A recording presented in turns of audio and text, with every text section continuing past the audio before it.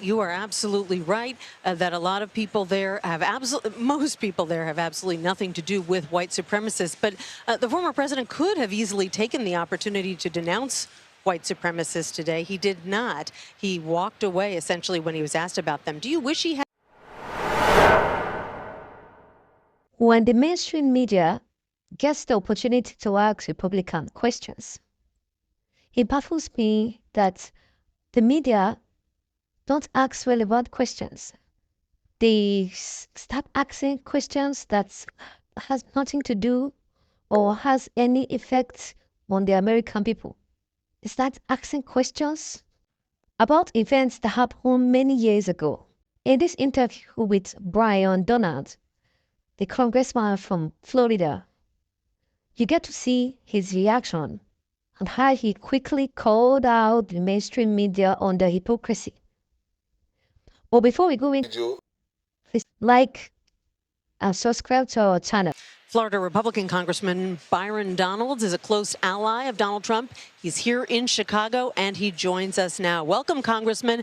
Former President Trump, while all this is going on in Chicago, held a rally today in the small Michigan town of Howell, which has a documented history of KKK activity. There was a white supremacist march there just a few weeks ago.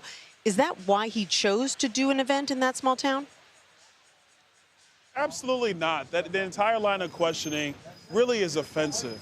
There are people in Howell, Michigan, just like there are people all over the entire country. My brother-in-law actually lives in Howell, Michigan. He's not a member of the KKK. He's not a neo-Nazi. He's an American working hard every single day trying to figure out what his future is going to be like. So President Trump has taken his message everywhere in the United States. Why? Because his goal is simple: to make America great again. It's not just a slogan, it is what he truly believes. And so to bring this stuff up, Joe Biden's been to Howell, Michigan.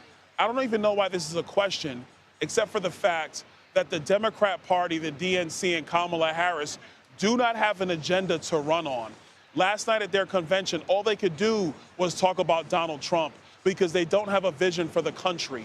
So this is once again another phony story that does not matter. He went to speak to the good people of Howell, Michigan. There are great people in our country. They're in every city. They're in every state. Donald Trump's message is for everybody.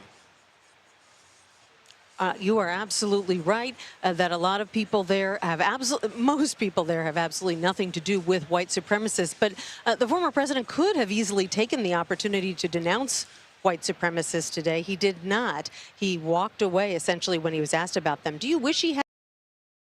Wow. So what was the point asking this question when you already know the answer to it? When you already know that the narrative that you're trying to create is not what it seems. Why are there two sets of rules for politicians? A different set of rules for Democrats and a different set of rules for the Republican. And whenever these questions are asked, it is always the Republicans that are asked difficult questions. And when it's time to ask the Democrats, they start asking them questions that are irrelevant, questions that will not make them break any sweat. And they call this fair. So why was Kamala not asked to denounce white supremacy? About white supremacy, over and over and over again. They asked questions. Had taken that opportunity?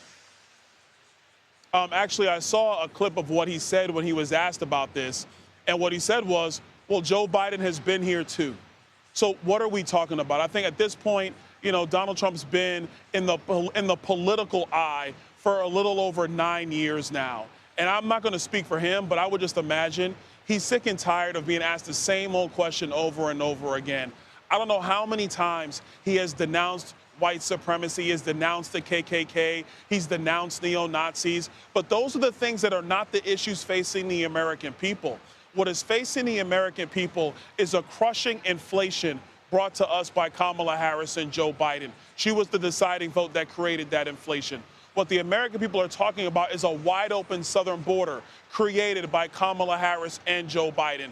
More than 10 million illegal immigrants in our country, taking away vital services from men and women who are in our country, who are citizens of our country. They're white, they're black, they're Hispanic, and people are furious about that.